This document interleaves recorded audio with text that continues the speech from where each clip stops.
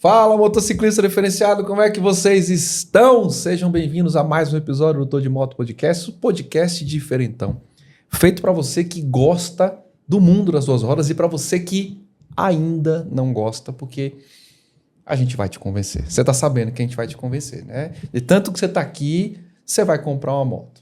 E tá certo, tem que comprar mesmo. Mas mais do que falar sobre moto, lifestyle, motociclismo em si, aqui a gente gosta de colecionar histórias. A gente gosta de colecionar histórias de pessoas que são referência, pessoas que são fonte de inspiração, pessoas que deixam um legado positivo no mundo do motociclismo e relembrando o mote principal do Tô de Moto Podcast, aqui você não entra e sai sem aprender nada. Pelo contrário, você vai entrar e vai sair melhor do que entrou. Ou seja, esse podcast é um podcast, sobretudo, educativo. Ou a gente vai te dar uma informação importante, ou você vai chegar finalmente a uma conclusão e tomar alguma ação. É para isso que a gente está aqui. É para isso que a gente tem essas linhas editoriais aqui no Tô de Moto Podcast. E hoje não podia ser diferente. A gente vai abordar um assunto importante, um assunto que é cada vez mais premente e cada vez mais real no mundo do motociclismo, que é o mundo do motociclismo premium. As motos de alta cilindrada, as experiências, né? Esse é um mercado real, cada vez mais crescente, muito exigente e que tem um jeito diferente de tratar, de lidar, de compor, de referenciar as experiências, a forma de manter o cliente. E para isso a gente escolheu um grupo que é referência quando a gente fala em experiências premium, ligado não só à moto, mas também de uma longa história do automobilismo, né? Eu trouxe aqui o Adriano Costa, você já viu na chamada aí. Palmas, Douglas, para o Adriano, por favor. Muito bem, tem uma plateia aqui. Obrigado. Me ajude, porque toda vez eu falo, ninguém acredita, você entendeu?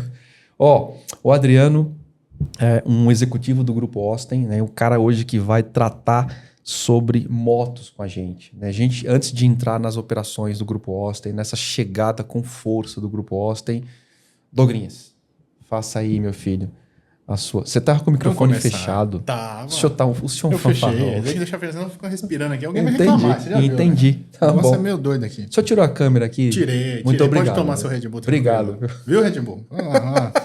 Vamos lá, começando mais um episódio aí, vou pedir participação de vocês, pessoal. Deixa os comentários aí, que é muito importante, mas sem bagunça, sem treta aí, senão o bicho pega. Senão o negócio fica doido aí pro seu lado. Aí. Adriano, eu sigo uma máxima do meu avô, que foi transmitido pro meu pai e que foi transmitido para mim. Aqui é uma democracia, mas quem manda sou eu. É o dono, né? Pronto. Então, aqui não tem zona, né, no comentário. Você que tá aí, né, a mão de fazer a crítica, pode fazer de maneira educada, construtiva, né? Se você entrar para hatear, você vai perder seu tempo, porque a gente vai excluir. Entendeu? Pronto. É muito assim bom. Que a gente constrói um público educado. Tá bom? É uma democracia em partes. O que mais, Douglas? Vamos lá, canal do YouTube agora, já vou pedir a inscrição de vocês, verifiquem a inscrição de vocês, que é importantíssimo. Torne-se membro para apoiar o canal. Deu uma travada aqui, tá tudo bem. Tá tudo bem. Membro para apoiar o canal. Deixe seu like, que é muito importante, e ative o sininho para receber novas notificações sempre que tiver novos episódios. Sensacional.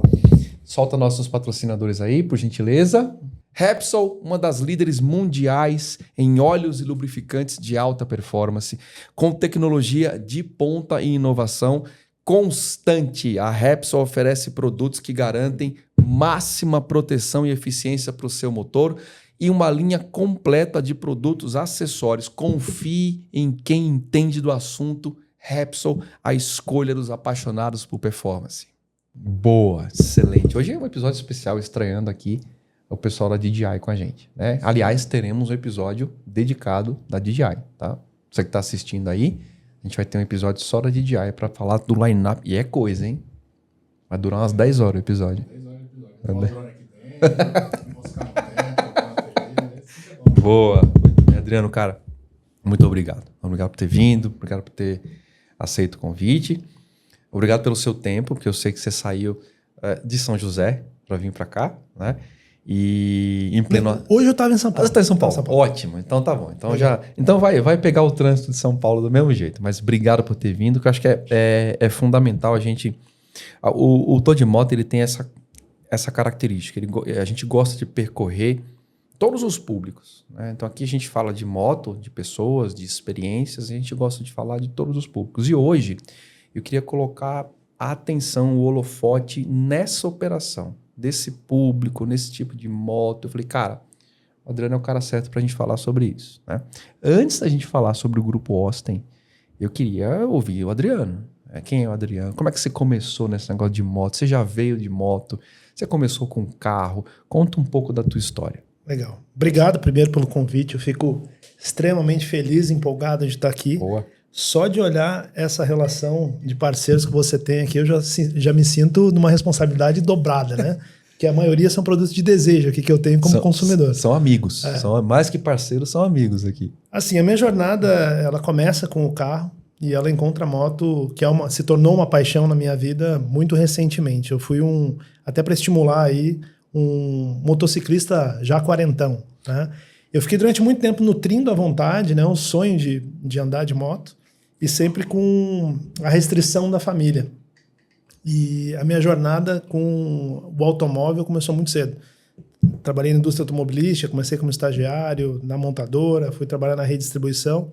Então já são aí quase 25 anos nesse negócio de distribuição de veículos ao longo do Brasil. Passei em todas as regiões do Brasil, morei no norte, no sul, sou do sul, na região centro-oeste. Só não tinha morado em São Paulo, ainda onde eu estou desde o último ano. E aí o negócio de moto é aquele bichinho que veio pegando o gosto, começa a seguir, começa a assistir o podcast, começa a ver o vídeo. Eu vi você falando na abertura ali, você que está aí assistindo, ainda não comprou sua moto. Ainda? Eu fui esse público durante muito tempo. Boa. Muito tempo. Eu vou contar aqui o que me fez dar o passo, né? Eu fiquei pelo menos, eu acho que uns 5 anos consumindo conteúdo, pagando lá a parcelinha do consórcio e sonhando, vou comprar essa moto. Mudei de ideia várias vezes. E um pouquinho, foi no meio da pandemia. No meio da pandemia eu perdi um mentor, um amigo que eu tinha, uma pessoa que eu aprendi muito ao longo da vida, e ele teve uma carreira como piloto.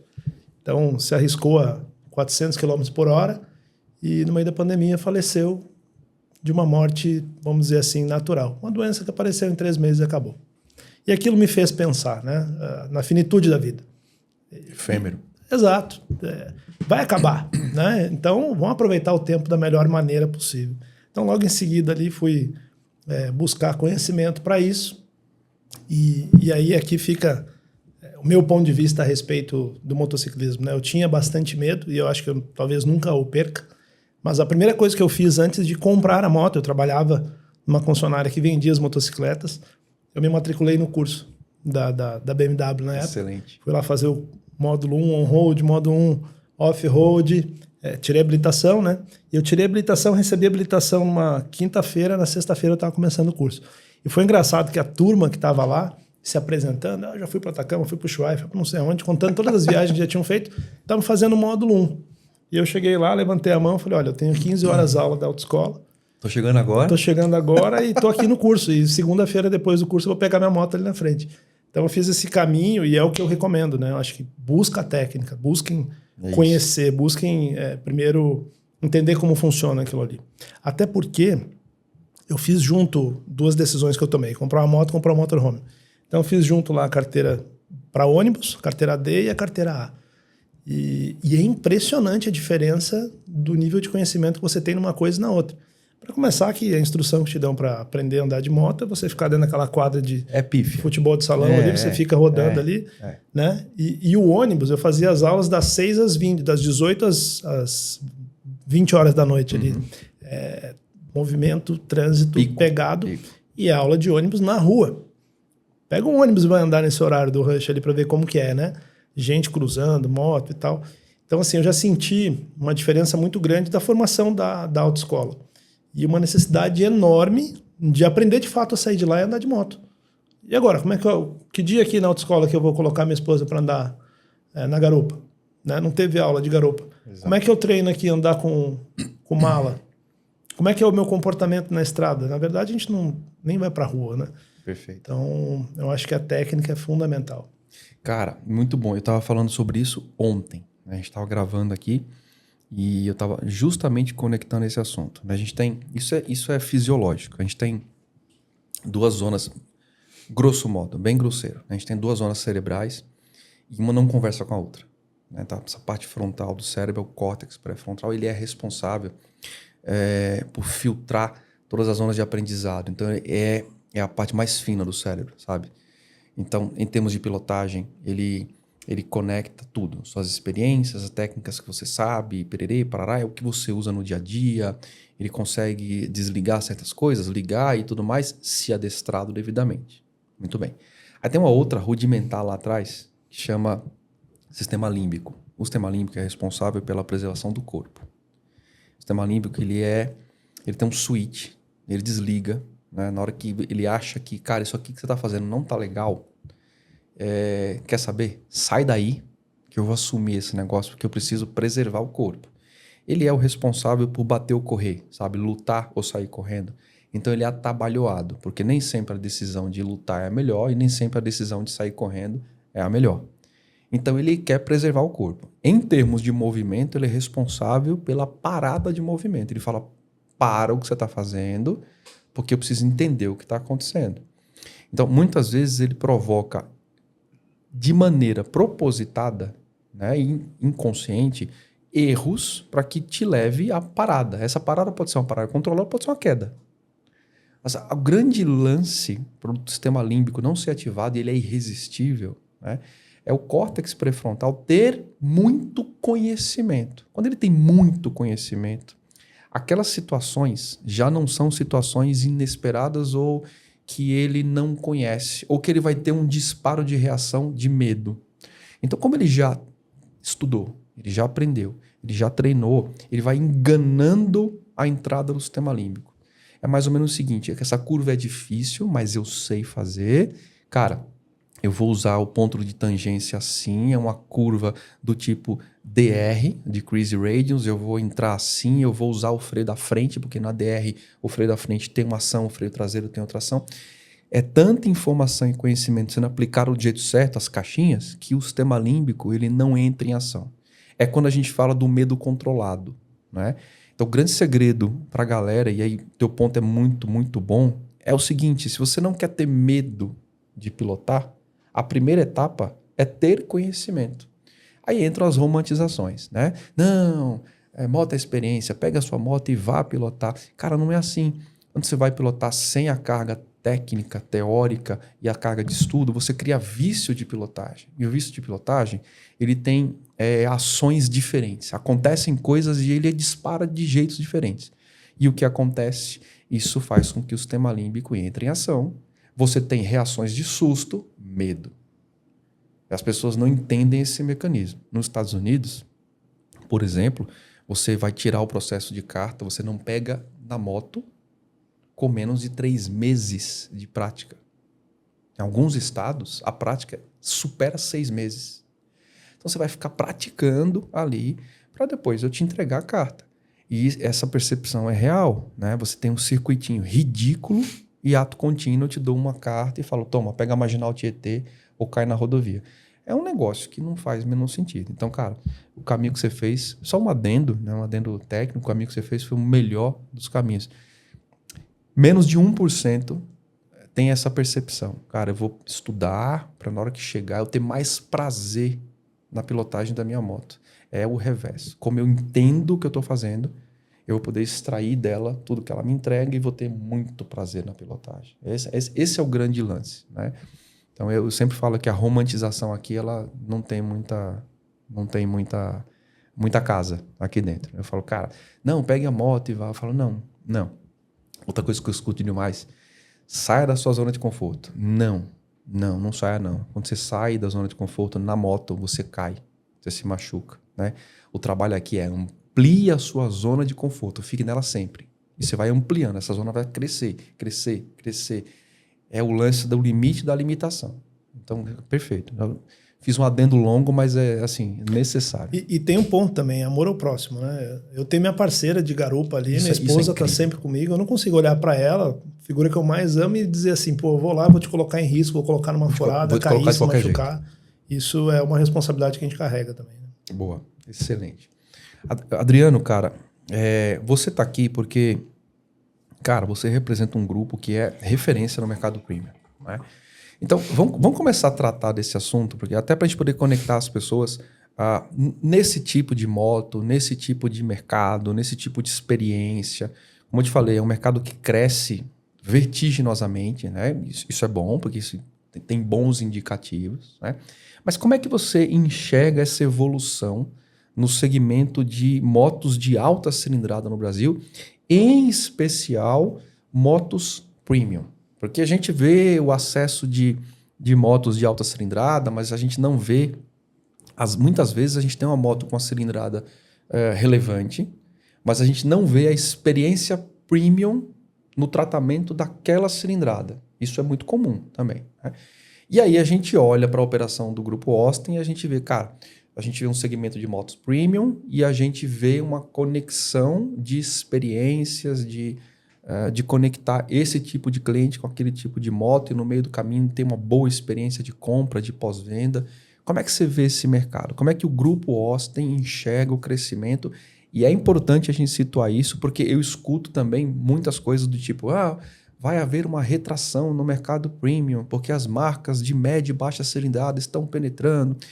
Tudo bem, a gente vê volume de venda, né? Isso é fato. Eu já tive aqui montadoras que trabalham com volume de venda, né? Mas, por outro lado, a gente vê recordes atrás de recordes, né? E eu posso mencionar marcas, BMW, Triumph, recordes atrás de recordes de produção e venda no Brasil e recordes de emplacamento, né?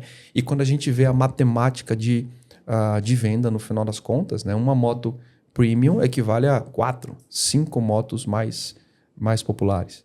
Então, como é que você enxerga esse mercado? Esse é um mercado que realmente ele está em expansão, ele está em retração. Qual que é o momento no mercado da moto de alta cilindrada?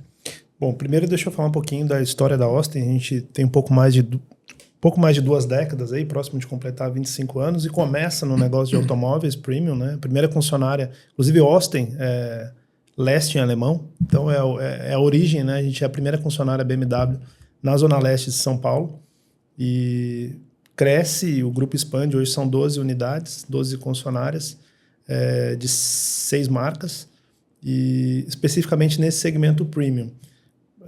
Pouco mais de 10 anos já, a primeira marca que a gente representou de motocicletas foi a BMW Motor, pela conexão com os automóveis, e depois a gente trouxe a Triumph. Em breve a gente está trazendo mais uma marca para o portfólio, que é a Kawasaki. Boa.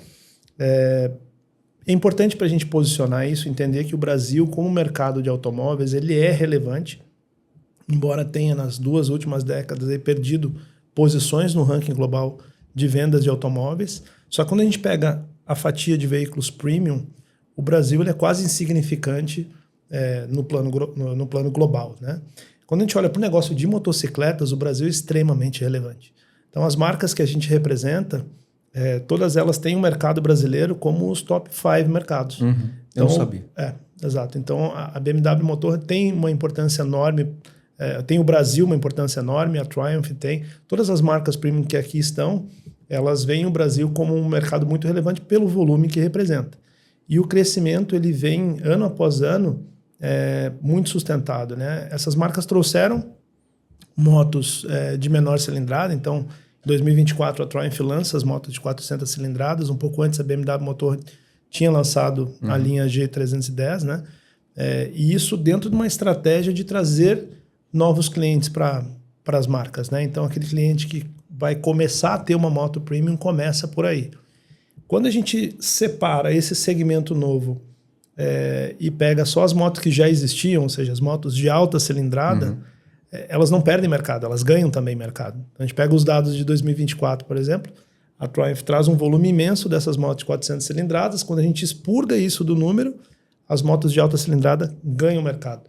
Então, a expectativa para os próximos 5 anos é de um crescimento aí bastante forte. Olhando os números que as montadoras nos apresentam, a gente vai ter uma briga bacana no mercado. Apesar de novos entrantes, esse segmento premium vai se reforçar bastante.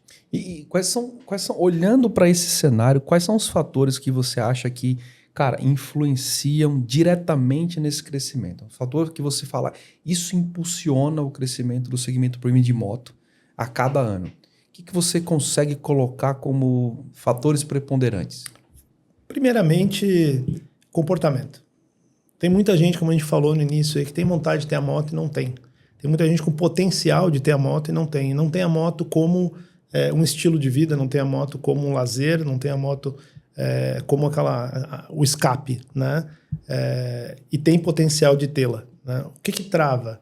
O medo, o receio, né? O medo, enfim, de utilizar a moto, o medo da questão da violência. Então, tem fatores que levam essas pessoas a não utilizar a moto. E é científico isso que eu estou te falando? Não é científico, mas não seria difícil de ser se a gente começasse a entrevistar os nossos clientes de automóveis que circulam dentro dos showrooms de motos. Por exemplo, São José dos Campos, nós temos um complexo, no mesmo prédio temos lá a Land Rover, a BMW, automóveis, a Triumph e a BMW motor. O que a gente percebe? Os clientes transitam entre as marcas, né? Como você entra aí numa loja de departamentos, vai lá na seção de calçados, masculino, feminino, infantil, as pessoas fazem isso dentro desse complexo. E a gente conversa com muita gente que fala assim, nossa, que vontade. Alguns se convencem, começam a andar de moto, alguns deixam para depois, mas em algum momento vão acabar chegando. Tem mais gente que tem vontade e ainda não realizou, né, do que aqueles que vão lá e acabam realizando. Então, não é científico, é empírico, a minha análise aqui, mas conversando com os clientes a gente percebe isso. A gente tem talvez 3 fatores aí inicialmente mapeados, né? Primeiro, a questão do impulso de vencer esse lance de pegar a moto. Então, o cara que está acostumado com carros premium e tudo mais, ele passa a ter uma experiência mais de contato com a natureza, com elementos, com intempéries. Isso tem um apelo muito legal. Não é todo mundo que está pronto para isso. Então, quando o cara se decide por esse passo, ele já deu o passo, ele vai embora mesmo e acabou. Né? Depois a gente tem o cara que não tem o conhecimento. É o cara que fala, cara, eu quero pilotar uma moto, mas que vontade, não tenho conhecimento, não sei nem como é que sobe, não sei nem como é que liga. Ele precisa dar um passo muito profundo de resolver, tirar a carta, fazer curso, aquela coisa. E depois a gente tem o cara com medo. Né?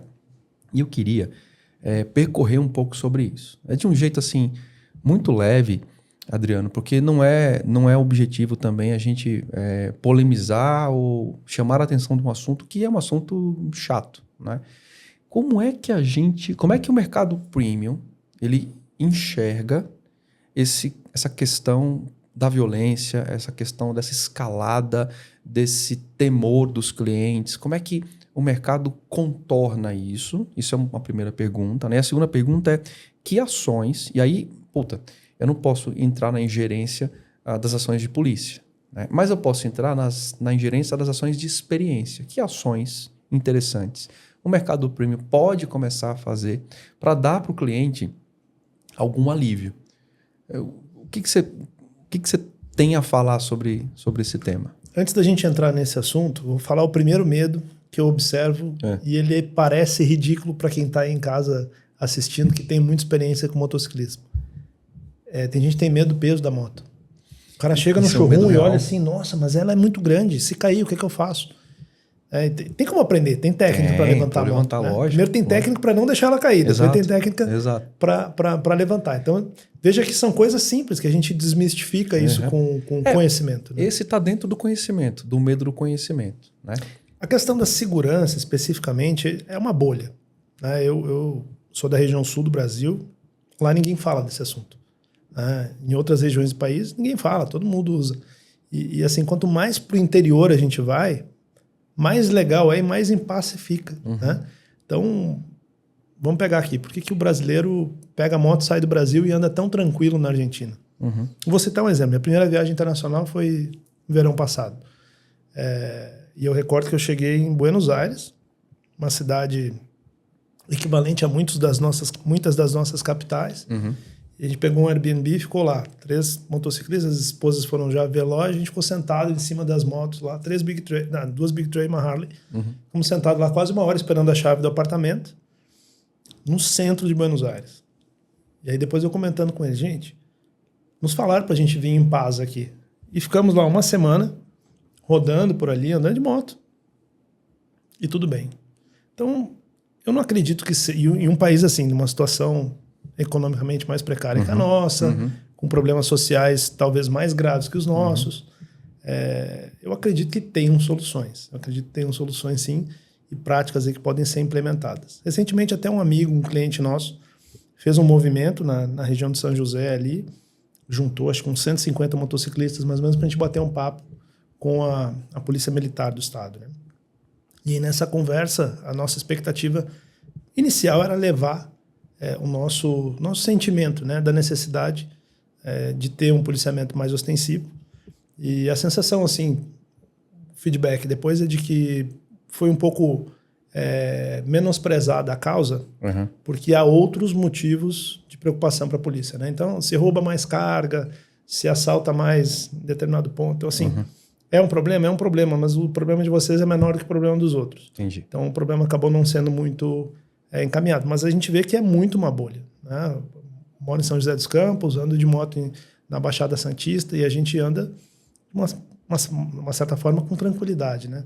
Então, se é local, eu acho que algumas políticas públicas poderiam, sem dúvida, coibir isso. Mas, por exemplo, em termos de experiência, né? Como o mercado premium, ele pode se adaptar para esse tipo de objeção. Isso é uma objeção. Então, eu chego lá e falo, cara, quero comprar uma moto, mas tenho medo. O que a gente vê hoje, moto principalmente de alta cilindrada, não é para ficar andando na cidade. A gente não compra uma Big Trail aí de 150 mil reais para ir na padaria buscar leite, né? Então, elas são feitas para andar na estrada.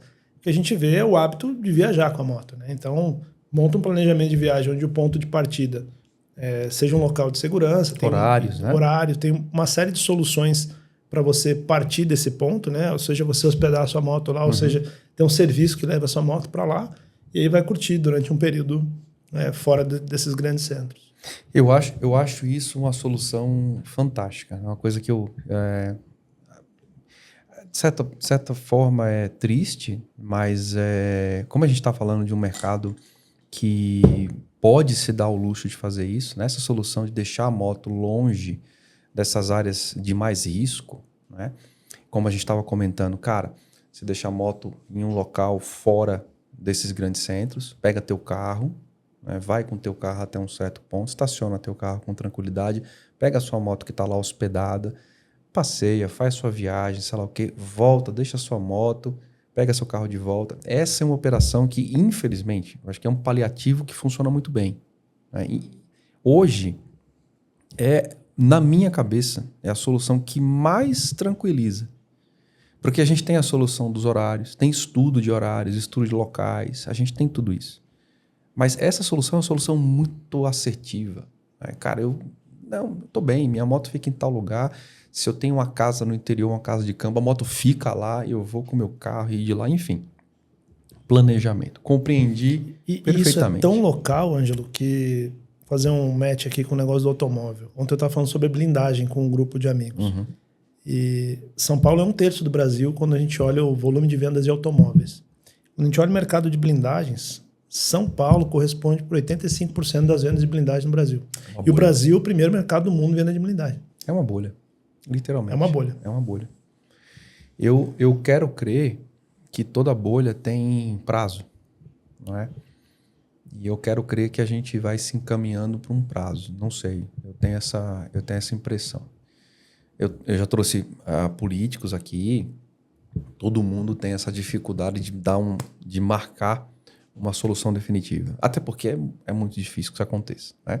Solução definitiva que a gente sabe é policiamento, questões educativas e a questão de ser mais impactante a ação da polícia de inteligência em certas áreas onde a gente sabe que a moto é usada de uma maneira com um objetivo. Aí a gente tratou de um monte de coisa. Teve um policial, já teve 3 policiais aqui, a gente tratou sobre, por exemplo, o apelo visual das redes sociais, né? Então, cara, eu tenho essa teoria. Se não tivesse rede social, não tinha o cara dando grau. Se não tem o cara dando grau, ele vai expor o quê para quem? Né? Hoje ele busca se expor na rede. Eu fiz uma pergunta, inclusive, em relação a isso da exposição e da visibilidade, né? A polícia fala assim, que estrategicamente ela tem que atuar de modo discreto. Ela não precisa estar lá presente. Né? Então tem câmera, tem outros recursos para tal. Eu, como cidadão, minha opinião como cidadão, né? Eu sinto a ausência dessa repressão. Né? Por você não ver. Não lembro quando que eu fui parado numa barreira policial. Não lembro. Eu também não. Não lembro. Nem de moto, nem de carro, nem a pé. Não lembro. Será que não é essa sensação de percepção de que não está lá a polícia que deixa o meliante à vontade? Também. Eu tratei, na última entrevista que a gente teve aqui, eu perguntei justamente isso. Eu falo, cara, será que essa não é a ação muito efetiva?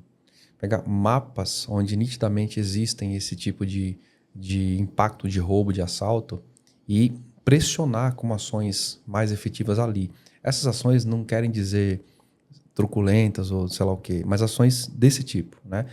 Blitz, comandos e ação de inteligência para entrar nessas comunidades, enfim, e conversei, e é uma saída. Mas Máquina é uma marca criada para motociclistas e por motociclistas, design minimalista, experimental e às vezes peculiar. A marca é referência na Europa em termos de design, riqueza de materiais e qualidade. Aliás, a gente está aqui com a Máquina no nosso cenário, é um equipamento espetacular, e não só jaquetas, como calças, luvas, macacão, bolsas e acessórios, tudo para deixar o seu momento em cima da moto ainda mais especial e seguro na cidade ou na estrada. Máquina, valeu demais pelo apoio. Brigadão.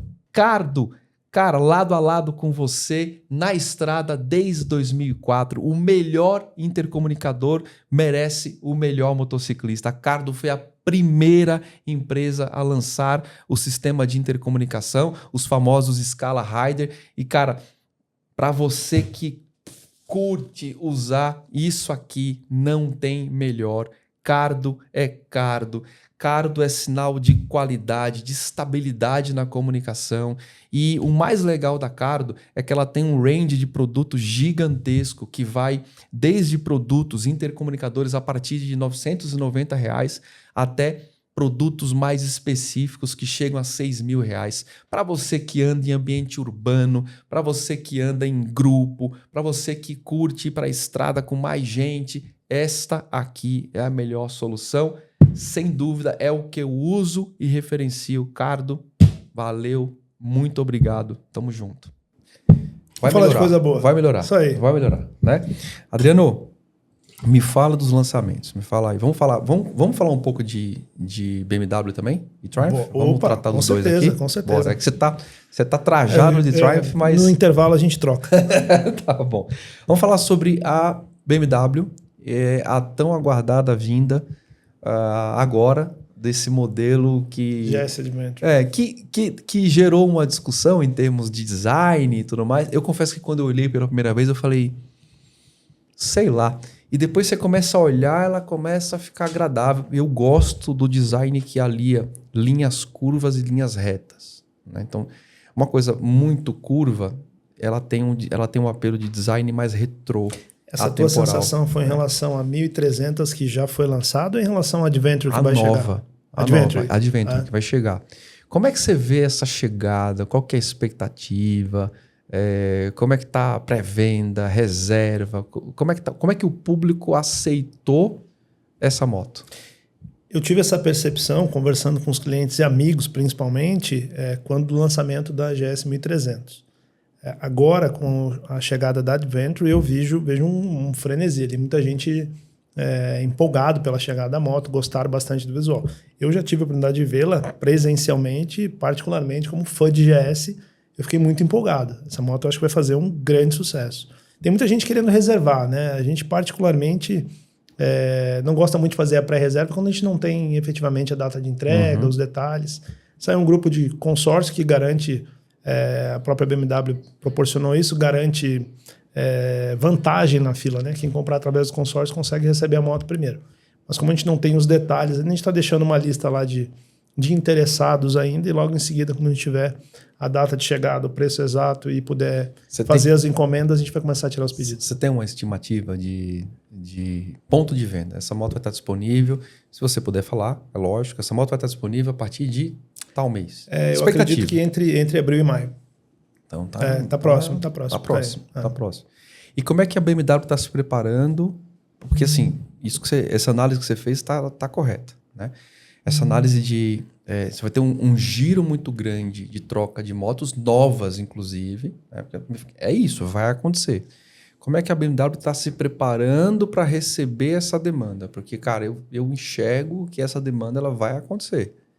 Como é que está essa preparação na própria BMW do Brasil? Você fala em relação à produção da BMW? Produção. Eu creio que eles estejam enchendo o tubo, né? Como a gente fala, estão enchendo o tubo lá para a hora que iniciar a venda ter bastante moto à pronta entrega, porque a expectativa é muito grande. Muito bem. E Triumph?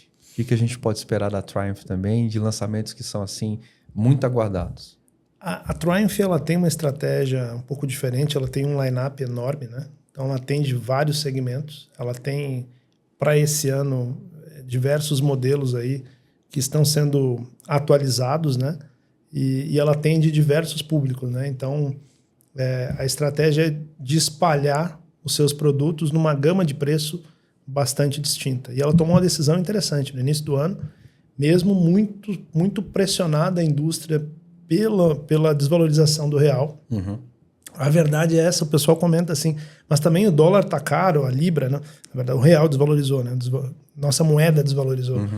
E embora tenhamos produção nacional, a montagem dessas motocicletas são feitas no país, mas os produtos todos são importados, né? Então, apesar disso, ela tomou a decisão de não aumentar preço. Então, pelo menos até julho, ela manteve os preços de 2024 e isso mantém ela numa condição muito competitiva no mercado, em todos os segmentos. Então, nenhum dos seus produtos teve atualização ao longo desse ano.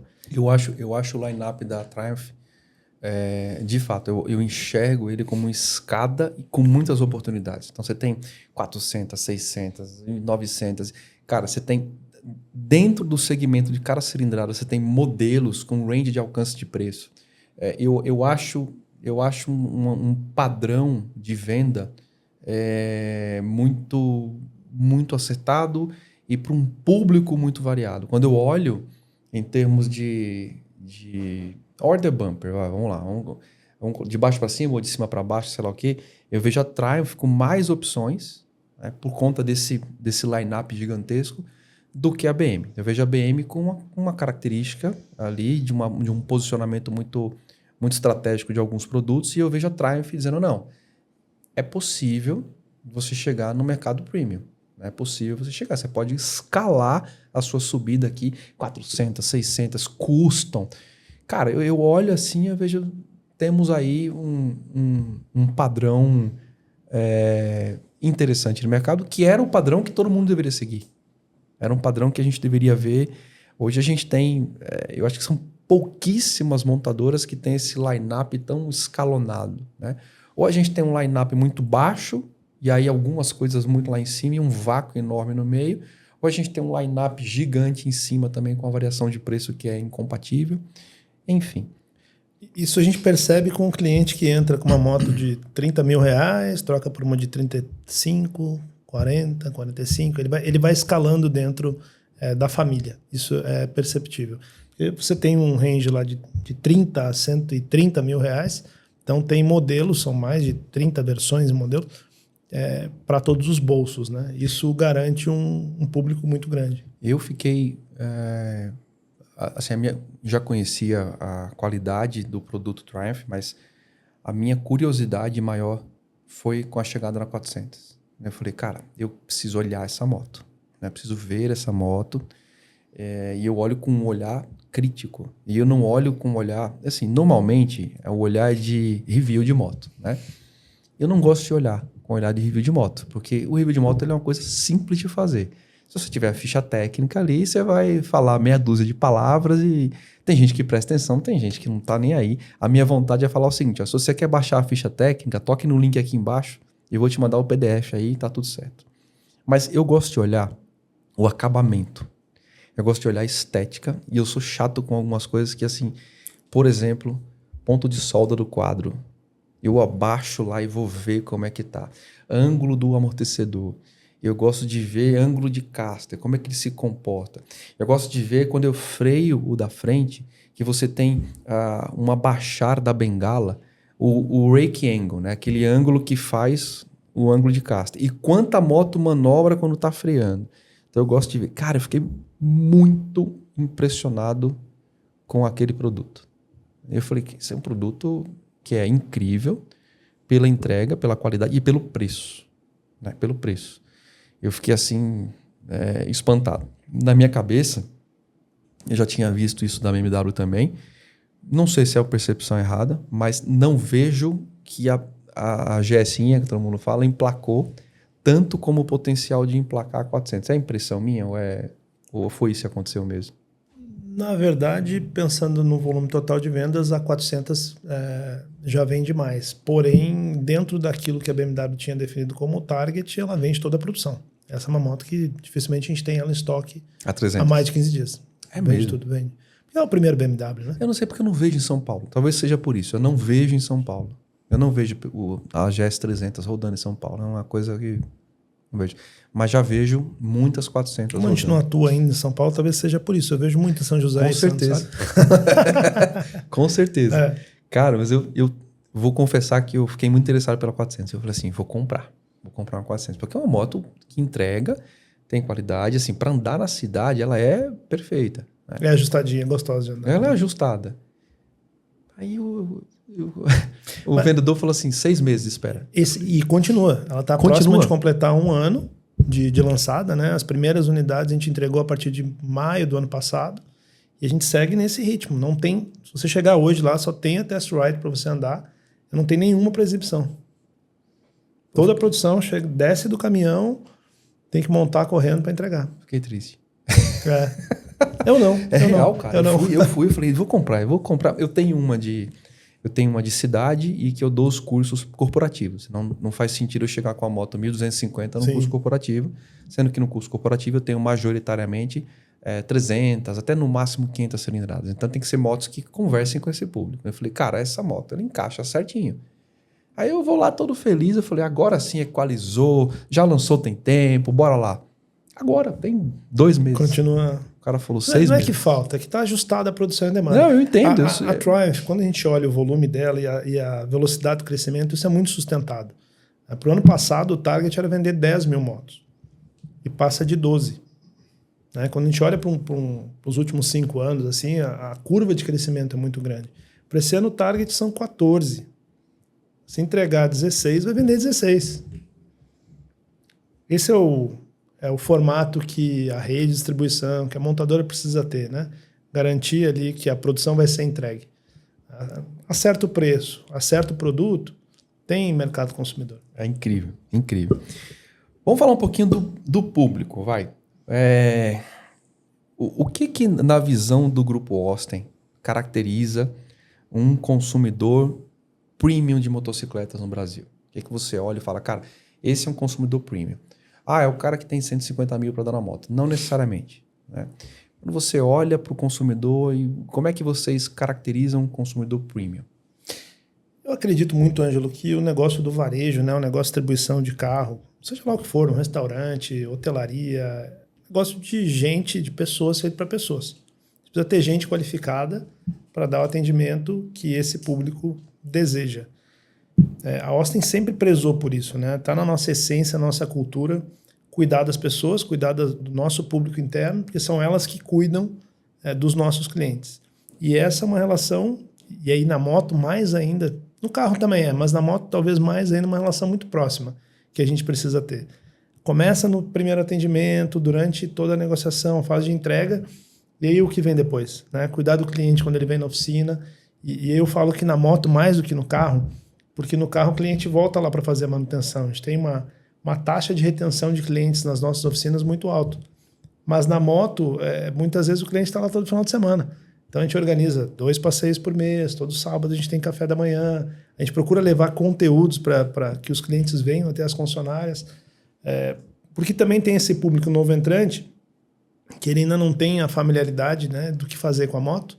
Então essa participação dele junto com a concessionária é interessante, primeiro para ter mais familiaridade com o produto, né, e acaba criando ali um público um grupo de amigos, né? E a gente usa como ponto de partida para os passeios. Você termina entregando para o cara, além do bem, você termina entregando, fomentando amizades. Isso eu falo para todo mundo. Então, o foco do trabalho para o público premium é a experiência. E quais são os elementos de experiência que o grupo está acostumado a fazer? Então, você me falou de alguns. Café da manhã, experiências com eventos direcionados. O que mais? A gente procura organizar pelo menos 2 passeios por mês para ter esse estímulo, né? Uhum. É comum também a gente ver a pessoa que se empolga, né? Porque é um produto totalmente aspiracional. Não tem nenhuma das motos que a gente venda no nosso portfólio que não sejam aspiracionais. As pessoas compram porque têm desejo, elas querem muito ter aquele lifestyle, né? Mas muitas vezes ela compra, deixa a moto na sala, acaba não usando, passa um tempo, se desgosta, se desfaz. Uhum. Então a gente estimula os passeios para desmistificar algumas coisas, para essa pessoa que está com receio da segurança e tal, receber algum nível de instrução, participar do passeio, fazer alguns amigos, pegar gosto e aí embalar nesse mundo, né? A hora que embala, vai embora, porque aí o bichinho pica e não tem mais volta. Maravilha. Coisas exclusivas do Grupo Austin que tem feito muito sucesso em termos de diferencial de mercado. E eu queria falar um pouquinho sobre o programa Austin Motors, né? O Motors Care. Isso. Queria que você explicasse para a galera o que é isso, porque essa é uma ação exclusiva do grupo, né? E eu acho que, cara, é uma ação incrível que pode e deve ser replicada, mas ela nasceu do grupo. Então, conta um pouco para a gente o que é o Austin Motors Care. Legal. Na verdade, a gente faz o seguinte, todo primeiro sábado do mês a gente faz um encontro lá com as pessoas que compraram as motos no mês anterior, né? E apresenta a nossa oficina. Então tá lá o nosso chefe de oficina, tá lá o gerente de serviços, consultor, todo o time tá lá para apresentar o nosso pós-vendas e tirar algumas noções, algumas dúvidas básicas da moto. E tem a possibilidade de a gente fazer uma segunda entrega, porque é comum, a pessoa recebeu a moto, não tem muita familiaridade com o produto, faz a entrega técnica. Aquilo ali é um momento, às vezes, assim, de tanta euforia. Não escuta. Ou de ansiedade, não escuta. Que entra 20%, 30%. Ele quer pegar a moto e ir embora. E às vezes até um pouco de ansiedade de saber se vai desempenhar legal a pilotagem naquela moto pela primeira vez e tudo mais. E aí essa segunda entrega serve para depois que baixou a pilha, ele sentar lá, vamos entregar de novo? E aí pega todos os pontos de dúvida e aí reconecta com o cliente. Então tem esse sentido da gente ser uma empresa de portas abertas para o nosso público, para que ele esteja lá, não só no momento que ele vai trocar a moto dele, mas também para ter essa interação com a gente. Sabe o que eu acho demais nesse negócio? Que é uma coisa que eu sinto que é um grande diferencial. Eu tenho moto premium e uma coisa que eu valorizo demais, cara, é saber quem vai mexer na minha moto. Né? Então, a partir do momento que você pega os clientes e fala, vem cá, pessoal, vamos entrar aqui na oficina, deixa eu apresentar. Fulano tem 15 anos aqui dentro, Cicrano acabou de chegar, Beltrano veio lá da Alemanha agora, tem 40 anos de moto, sei lá o que for. Então, é esse time aqui que vai fazer a revisão na moto de vocês. Você pessoaliza, dá nome às pessoas. Acho que para o cliente ele fala, cara, eu sei quem vai mexer na minha moto. Qualquer um que mexer, eu estou bem servido. Você entende? Isso é um negócio fantástico. Eu já te falei, já passei por algumas motos premium, né? E algumas, raríssimas as concessionárias que eu tive a oportunidade de entrar na oficina. Eu compreendo que muitas vezes o cliente é chato, ele quer ficar lá apitando, né? Mas eu, por exemplo, eu sou um cara que adoro entrar na oficina e eu sempre falo, cara, eu prometo que eu vou entrar e vou ficar olhando. O nosso programa, a intenção é convidar o cliente para entrar. É muito bom isso aqui, cara. É isso. É muito bom. E eu já entrei em revisões onde o cara fala, eu vou fazer tua revisão hoje. E eu falo, posso ficar aqui? Ele pega o banco e senta aí. De eu ficar sentado ali com o mecânico, sem falar para não atrapalhar, mas ele conversando comigo e eu vendo ele trabalhar. Isso é uma experiência também. Eu vendo o cuidado que ele tinha na minha moto, o carinho, eu falo, puta, isso é diferente, isso não é em qualquer lugar. Essa é uma coisa que tem tudo a ver com o mercado, com o segmento premium, que é pessoalizar as coisas, experiências e dar acesso. Então, assim, o cliente premium, ele é premium porque ele tem acesso a coisas que um cliente normal não tem. Então, isso é muito bom. Ah, mas isso é em função do dinheiro? Não necessariamente. O programa Austin Care Motors, ele serve também para as motos menores. Também.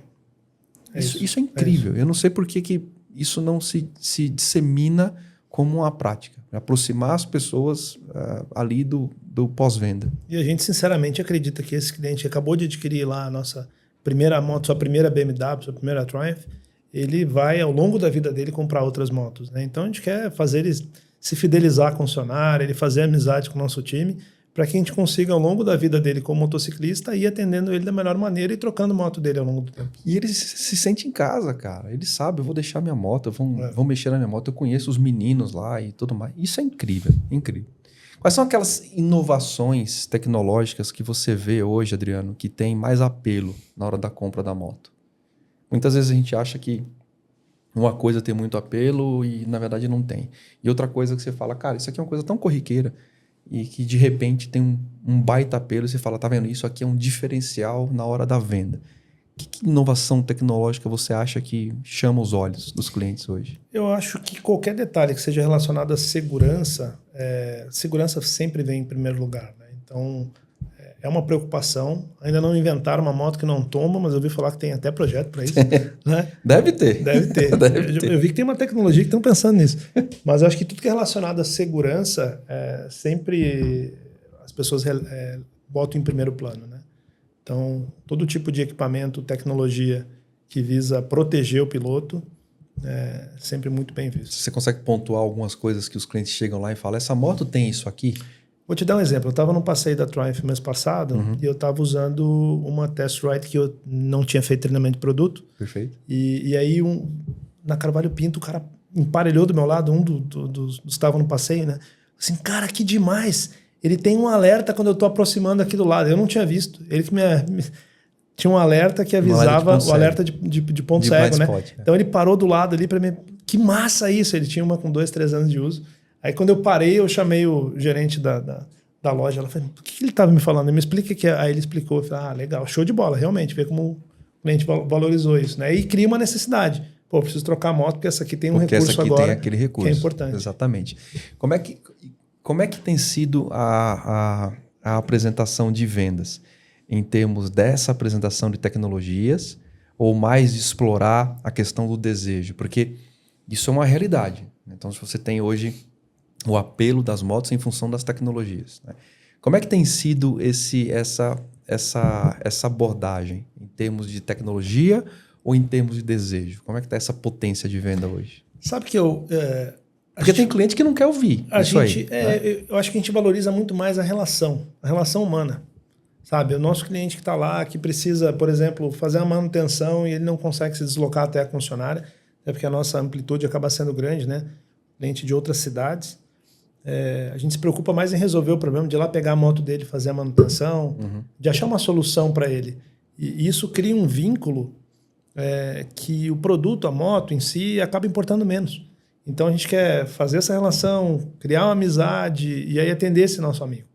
Acho que esse que é o ponto. E aí a explicação tecnológica, obviamente, os nossos técnicos e os nossos executivos todos são muito bem treinados para fazer a demonstração na medida do interesse do cliente. Inclusive, a gente pede isso, né? Em vez de ser aquela enciclopédia que fica ali, né, o speaker lá ligado, falando, vai entregando esse conteúdo na medida que o cliente vai se interessando também pelo conteúdo. Né? Para não ser chato. Então, como você falou, quer a ficha técnica, tá aqui. É mais ou menos isso. O executivo, eu acho que ele tem que estar ali para se moldar a expectativa de conteúdo que o cliente quer receber. Essa é uma coisa legal, e aí eu queria aproveitar essa fala dessa questão pessoalizada, é esse cruzamento do grupo com as experiências, né? E aí, inevitável, vou puxar uma fala inicial sua, cara, o que a gente olha é o cliente percorrendo os nossos prédios, né? E saindo do ambiente de carro para moto. E da mesma forma, deve acontecer um cross-selling, que a gente fala aqui, né? Então, você tem o cliente lá comprando a moto e de que forma o grupo enxerga ele como um potencial cliente para trabalhar carros? Como é que vocês fazem isso? Como é que é essa conversa dentro do grupo? Vurt, uma gigante do setor químico, uma indústria que traz uma série de benefícios para o seu dia a dia enquanto motociclista, como, por exemplo, o reparador de pneus, que é algo que vai te tirar de muito perrengue por aí, o limpa viseira, que é esse produtinho azul aqui que eu adoro, que deixa a viseira completamente limpa, livre de gorduras, isso é muito importante, e o Water Off, que vai trazer uma hidrorrepelência, ou seja, ele tem a capacidade de tirar a água quando você toma aquela chuva na viseira. Isso aqui também é fundamental. Então, Vurt, muito obrigado por estar aqui com a gente e por apostar no Tô de Moto. Vamos lá. A gente anda numa garagem de um condomínio por aí, a gente percebe, né? Então, vê lá uma Land Rover, um BMW, uma moto. Às vezes é até o contrário, porque 3 motos e 2 carros. Ele tem garagem com mais moto que carro, porque também ele quer atender os vários segmentos aí. Na verdade, assim, eu acho que o desafio é a gente despertar aquele que ainda não tem a primeira. Na hora que a gente conseguir vender a primeira moto para aquele cliente, as demais vêm por tabela, né? Esses dias eu conheci um casal, achei um barato. A gente começou a conversar sobre moto e tal, e no final a gente acaba falando muito sobre o que fazer com ela, né? Não necessariamente sobre a moto. Eu acho que no showroom tem muito disso também. A gente começa a falar com o cliente e acaba indo para aquilo que a gente faz com a moto. Contar as experiências, as viagens que fez, os passeios, os amigos, o vinho que tomou e menos até sobre o produto. Mas eu conheci esse casal e aí comecei a conversar obviamente, mais com o marido a respeito da moto, e eu vi que a esposa tinha bastante argumento, né? E falava bastante sobre a moto. Também me chamou a atenção, porque minha esposa é garupa e ela sabe da experiência, do relacionamento, mas não sabe a diferença entre garfo e pinhão.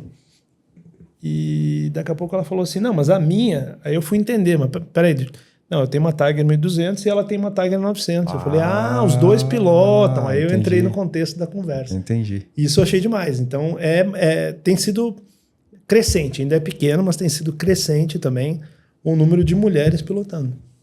E os eventos de experiência, aqueles, por exemplo, eventos específicos como festas, encontros e experiências internacionais, como é que o grupo enxerga isso? Porque a gente tem, especialmente pela questão da segurança, a gente tem o agrupamento de pessoas, né? Eu não estou falando necessariamente de motoclube, não é isso. Mas o que a gente tem hoje são grupos de amigos que têm o hábito de pilotar em conjunto. E isso termina criando ali pequenos grupos. Esses grupos podem se encontrar eventualmente num evento que a própria concessionária faz. Como é que vocês têm lidado? Isso já está no planejamento? Festas exclusivas para os clientes? Como é que está? Esse ano eu já tenho um calendário feito, espero que já esteja no nosso site, depois eu dou o endereço, coloca embaixo. Vamos colocar. Peraí, qual que é o site? austinmotors.com.br. Aliás, peraí. By the way, eu vou repetir aqui as redes sociais, porque no começo da nossa conversa, ela já apareceu no GC. Vamos aproveitar aqui. Redes sociais, Instagram. Triumph Austin. Douglas. E BMW Motorrad Austin. BMW Motorrad Austin. O site. austinmotors.com.br encontra todo o nosso portfólio. Muito bem. Ok? Vai ficar por um tempinho aqui enquanto a gente conversa. Legal. O pessoal encontra lá o calendário de passeios, né? Então tem os bate e volta, onde a gente sai, geralmente não, sempre no sábado da concessionária, ou é primeiro ou segundo sábado do mês, porque um sai de São José, outro sai de Santos. Uhum. Então sai um grupo, vai lá, a gente escolhe sempre um point legal para ter uma experiência gastronômica bacana. Boa. Almoça, tem aquela interação e aí volta para o ponto de partida. Esses são 2 por mês. Tem alguns passeios que já estão programados, são os bate-fica, a gente vai, dorme em algum outro destino, aproveita e tem experiência gastronômica à noite também. A parte mais legal é o jantar, é o vinhozinho, né? E aí no dia seguinte tem um retorno. E esse ano a gente quer fazer a primeira experiência internacional. A gente não tinha preparado ainda nenhuma viagem para fora do país, mas esse é sempre um anseio, né? A gente observa isso. Muita gente compra moto, faz só aquele café da manhã de domingo, tá louco para fazer a viagem, aí não tem um grupo para fazer isso. E algo que a gente percebeu ano passado, Foi até uma iniciativa sem muito planejamento, não teve nenhum planejamento estratégico nem de marketing. Eu estava num passeio desses, lá eu gosto de participar muito, né? Estava num passeio, falei, gente, vamos fazer um grupo de WhatsApp do passeio aqui, montei o grupo de WhatsApp, abri, botei identidade, falei, olha, esse aqui é o grupo nosso, a gente se encontra aqui quando a gente foi passear. Os próprios clientes foram aumentando e virou o ponto de partida nas nossas concessionárias no sábado de manhã. Sábado de carnaval aí, recebi foto lá do time do pessoal de Santos, no grupo do Passeio de Santos. Acho que devia ter uns 50 motociclistas com um calor absurdo. Que demais. A gente não fez nada. O pessoal se encontrou pelo grupo de WhatsApp, falou, vamos passear, vamos. Ninguém queria pular carnaval, foi andar de moto. Então isso é muito bacana. Boa decisão. É uma boa decisão. Uma boa decisão. Incrível. Qual que vai ser a primeira internacional? Se der pra falar, senão não tem problema. A gente conversou, não foi inspirado, foi coincidência, não foi inspirado na minha primeira viagem internacional. A minha primeira viagem internacional, eu fiz uma viagem fácil, né, para ser bem cumprida. Então, a gente desceu para a região sul, fez alguns pontos e ficou uma semana no Uruguai e uma semana na Argentina. Boa. Né? E aí retornou. Então, esse deve ser o primeiro roteiro organizado pela Austin. Então, a gente fica um pouquinho no Uruguai, passa lá para Ponta del Este, vai até a Argentina. Eu acho uma viagem incrível. Gostosa, né? Eu acho incrível. Eu tenho uma teoria sobre viagens e experiências. Né? Elas não podem gerar perrengue. Senão elas passam a ser viagens de péssima experiência. Traumático. Exatamente. Né? Outra teoria que eu tenho, não pode ser viagem longa. Não pode ser viagem de 30 dias. Vamos para nada contra o Atacama, tá? Tá todo mundo indo para Atacama, tá tudo bem. Tô indo em setembro, tá tudo ótimo, certo? boa sorte, tá? Meus amigos falam assim, vamos para Atacama. Eu falo, cara, vamos fazer o seguinte, eu vou de avião. Te encontro lá. Vou tomando um vinho, a gente combina, né? Eu juro que eu vou fazer uma faixa de boas-vindas. Quando vocês estiverem chegando... Quando eu estiver assistindo com a minha esposa, eu vou passar, Não, tá? pode colocar. Eu falo mesmo, não tem esse problema. Eu abro a faixa, bem-vindos, bem-vindos, amigos de Brasil. Entendeu? E vou tomando vinho, vou escolhendo lá para vocês, porque eu tenho isso, de viagem de experiência não pode criar perrengue. Né? Então, trechos controlados, trechos com boas estradas, boas opções de gastronomia, boas opções de hospedagem. Cara, você quer desestressar, tirar o problema da cabeça. Aí você vai sair com o temor de certas coisas. Não sei, minha opinião, porque você que está assistindo já começa. Coxinha, tá bom, só chame como você quiser, mas a minha opinião é que uma viagem de experiência não cabe perrengue. Agora, vamos fazer uma expedição, tipo aventura? Beleza, para que a gente não tenha perrengue, a gente vai se preparar. Vai preparar a moto, a gente vai preparar uma característica. Agora, uma viagem de experiência não tem que ter perrengue. Ela tem que ter prazer. Concordo com você. E concordo com... É porque se você faz isso com alguém que domina, né, que tem a experiência, que tem conhecimento daquilo que está fazendo, que planejou e tal, o que poderia ser imprevisível já foi pensado, né? Exatamente. E aí já tem um plano de ação para corrigir aquilo ali. Não, eu posso te falar. Por exemplo, vamos para o Atacama. É um destino longo, né? É um destino que tem uma certa complexidade para chegar. Pode ser uma viagem de experiência. Se você tiver uma organização muito severa, muito ali, né? Muito pontuada, tal, isso pode se tornar uma viagem de experiência. Naqueles trechos mais críticos, você pode ter uma contenção de risco. E tá tudo bem. Maravilha. Vamos falar de personalização? Como é que é a questão... Porque o segmento premium também tem outra coisa, né? Uma coisa muito divertida. As pessoas falam, cara, você compra a moto e depois você coloca outra moto em cima. Como é que é esse comportamento dos acessórios lá? Antes de falar da personalização e acho que os acessórios entram junto com os equipamentos, né? Tá. A moto, diferente de qualquer outro produto, a gente acaba, às vezes, fazendo um investimento maior nos equipamentos e na segurança do que... eu diria que dá para gastar meia moto em comparação ao preço da moto. E aí eu vou até num outro ponto. Eu acho que tem que ter isso no orçamento. Então, talvez aí quem está pensando em comprar a primeira moto e vai pegar ela para viajar, já faz o seguinte orçamento. Se você pode dar 100, compra uma moto de 80 e investe pelo menos 20 ali, 20, 25 em equipamento de segurança. Porque aquela luva lá que você economizou e comprou de R$80, né? Aquele pedacinho do dedo vai ficar no caminho, vai fazer falta depois. Vai. A bota e por aí vai, a jaqueta. Não, bom, enfim, isso é crucial, é uma premissa. E eu nem entrei nesse detalhe, porque acredito que o mercado premium já tenha essa mentalidade. Né? É É mais ou menos? Mais ou menos. Esse é um trabalho, eu acho, importante. Você fala muito em segurança. Acho que esse é um trabalho importante para a gente fazer. Não é porque eu quero vender roupa, não. Eu falo sempre nos passeios. Quando eu tenho oportunidade, eu falo no passeio. Não é porque eu quero vender o equipamento, não. Compre em qualquer lugar, mas compre equipamento bom. Faça um investimento bacana. Você sabe que a gente tem uma aula, um trecho de curso de preparação para viagens. E a gente tem um trecho de pilotagem em grupo, né? E uma característica que ajuda na pilotagem, na fluidez do grupo, é a questão do equipamento. Uma premissa que ninguém coloca atenção, mas se os organizadores colocarem atenção, eles vão ter um outro comportamento, né? Por exemplo, e aí tem que ser levado um pouco a sério essa questão. Não vai no grupo quem não estiver devidamente equipado. Porque quando você está devidamente equipado, né, automaticamente você sabe que já existe uma barreira de proteção séria com bons equipamentos. Então, é menos uma ocupação de tensão, né? E o grupo também se ocupa disso. Ele entende, cara, tá todo mundo equipado, todo mundo preparado, então a fluidez é melhor. Quando a gente tem um cara que destoa, ou 2 ou 3, que vai de camiseta, e tá tudo bem, você pode fazer isso, né? Mas você tem... o próprio grupo já olha e fala, tá destoando do negócio, já não tem uma fluidez, já não tem uma harmonia. Isso é real, tá? Isso é real. Técnica de grupo, isso é real, né? Então é uma coisa que eu bato direto. Você quer andar em grupo, a primeira exigência que você tem que ter do grupo é todos equipados, né? E quer ver a fluidez e a harmonia melhorar?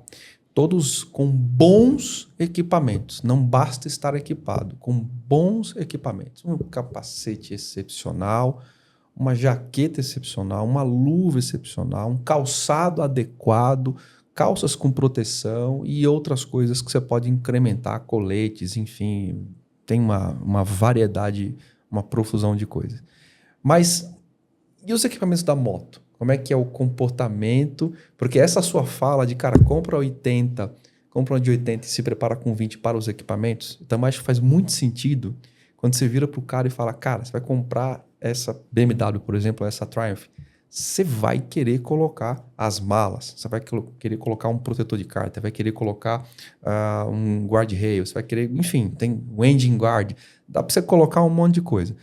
Como é que é o comportamento do cliente? Ele já chega indo nos acessórios ou ele vai no cru e isso vai aumentando? Como é que está hoje essa questão? Acaba sendo gradual, né? Conforme vai aumentando o uso da moto, vai adquirindo mais coisa. E aí vai um ponto também, né? Fala com um especialista. Porque às vezes você pega uma moto, planeja colocar lá um determinado peso em cima dela, ou colocar um determinado equipamento que não foi pensado na aerodinâmica da moto, isso atrapalha a ciclística, ou acaba fazendo uma montanha de carga que atrapalha durante a viagem, aumenta demais o consumo, vai fazer você parar mais rápido. Então, troca uma ideia com um especialista, vê se aquele produto foi homologado, foi pensado para aquele modelo de moto que você está adquirindo, para não ter um perrengue lá no meio da viagem, como você falou. E aí ficar sem assistência, né? Isso é crítico também. Eu vejo muita gente que compra moto e quer economizar no acessório, né? E eu sempre falo a mesma coisa. Eu falo, olha, vamos lá. Você tem acessórios de muita qualidade paralelos. Muita qualidade. Enfim. Mas você tem especificação técnica e concepção técnica do projeto usando aquele acessório. Esse acessório ele tem uma questão de aerodinâmica. Ele tem uma questão de ciclística, ele tem uma questão de manobrabilidade da moto, ele tem uma questão de resultado durante a pilotagem, né? E quando você vai para um outro acessório, apesar de ser muito bom, né, ele não tem, talvez, a mesma característica de resultado. Então, e aí quando você vai olhar também o preço do acessório, que é muito bom, ele é muito semelhante ao preço do original, né? Eu te falo claramente das malas, né? Você vê, você fala, cara, essa mala aqui que é boa, é de boa qualidade, você sabe do que eu estou falando, ela tem um preço conjunto muito semelhante ao preço do original, né? Mas é o tipo de economia que eu falo, cara, não vale a pena, porque você tem uma disposição de engenharia para encaixe daquele equipamento. Muitas vezes você vê na estética e fala, não, mas é mais bonita, não, o alumínio é o mesmo, não sei o que lá. Mas entenda, você tem uma concepção de design, você tem... teste de passagem de vento, velocidade garantida, que esse aqui não tem. Esse aqui é feito ali, tem fábricas muito boas, tal, tem fábricas menores que, cara, o equipamento deve ser decente, mas ele não tem a mesma tipificação de tecnologia que a original tem, né? E depois você cai numa questão muito séria, que é garantia. E toma cuidado também com a instalação de alguns produtos, né? Mexe com parte elétrica, às vezes pegou a moto zeradinha ali, e aí coloca lá para um profissional não habilitado, sair mexendo, desmontando, abrindo, cortando o cabo, vai perder a garantia, pode ter problema. Boa. Esse é um outro ponto. Maravilha. E a personalização, aí só respondendo o ponto anterior, a gente gosta de fazer alguns itens de personalização, principalmente as clássicas demandam mais isso. Então, pintura, acabamento, alguns detalhes, acessórios, piscas, a gente faz alguns projetos assim. Geralmente a gente faz 1 ou 2 projetos, coloca em exposição nas lojas para estimular o gosto, né? E aí deixa lá um portfólio de opções que o cliente pode escolher. Isso é feito em parceria com o nosso time técnico.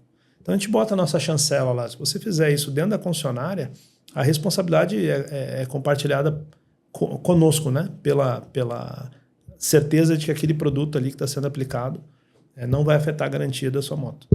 Excelente. O que a gente pode esperar do grupo aí para os próximos, vamos falar em 5 anos, vai? 5 anos. Projetos de expansão, novos projetos, entradas, novas lojas. O que você pode divulgar? Bom, você que está aí em 2030 assistindo agora esse negócio, já vamos aconteceu. Ver se deu certo. E aí, vamos lá. O que a gente pode esperar até 2030? Hoje a gente representa 2 marcas, né? E tem 3 unidades, 3 concessionárias.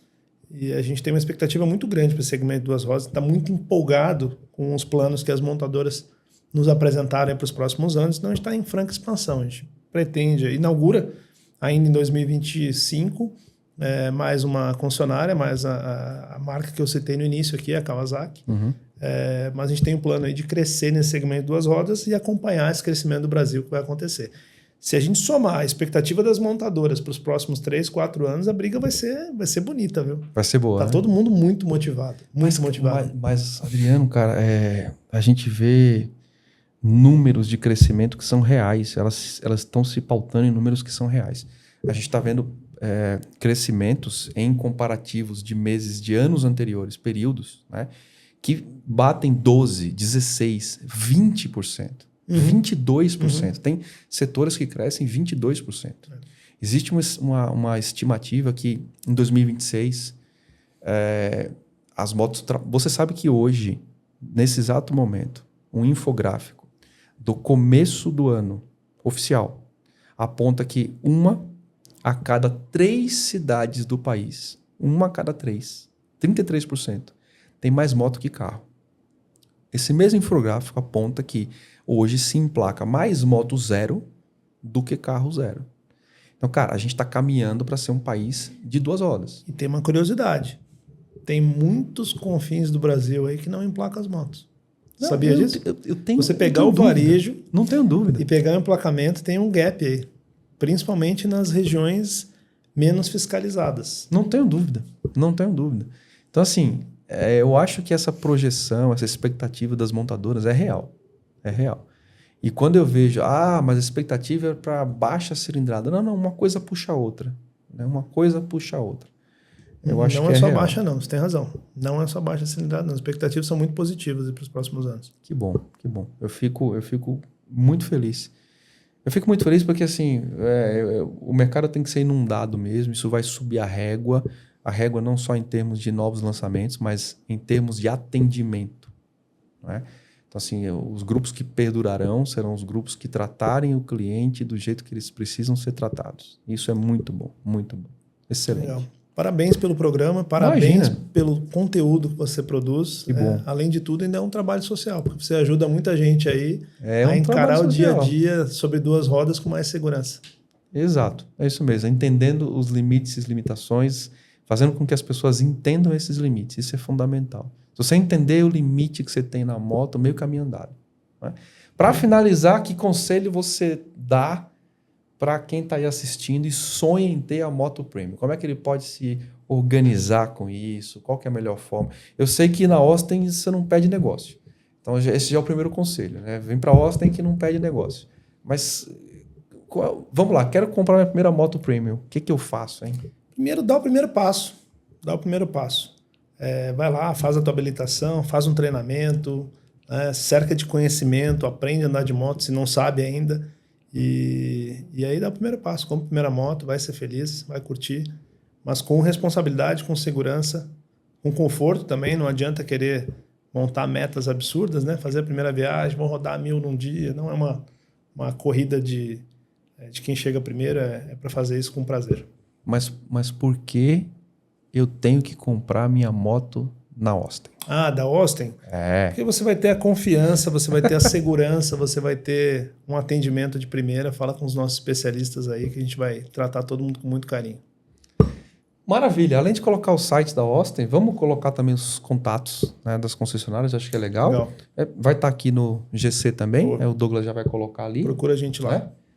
Mais uma coisa, esquecemos de cobrir algo relevante que você queira finalizar? Obrigado, gratidão aí pelo espaço. Imagina, a gente que agradece. Acho que é importante a gente tratar, como eu falei, de todo tipo de tema, de todo tipo de público, de todo tipo de desejo. Isso é muito importante. De todo segmento, e o segmento premium não pode ficar de fora, que é um segmento muito relevante. Muito relevante. Obrigado novamente pelo seu tempo. Né? Obrigado para o Nando, que está ali sentado no bastidor ali, que fez essa ponte para acontecer essa conversa. Né? É isso. Feito? Legal. Obrigado. Tá, seja sempre bem-vindo. Quando tiver novidades, é só bater na porta aqui que a gente se arruma de novo. Gratidão. Beleza? Então tá bom. Muito bem. Então eu espero que você tenha gostado. Se você tiver dúvida, né, volta a colocar aqui, Douglas, as redes sociais da Austin, o endereço do site, os telefones. Coloca aqui do lado, Douglas, ó. Tá bom? Eu faço assim, ele se vira lá. Ele fica doido lá depois que eu venho. Coloca aqui do lado. Você que tem dúvida, entre em contato. Deixe sua dúvida aqui. Se não, já vai direto lá nos contatos da Austin. Eles estão prontos para te atender e eles vão ter a melhor solução para você adquirir a sua primeira moto premium. E aí, de novo, moto premium não necessariamente de cilindrada.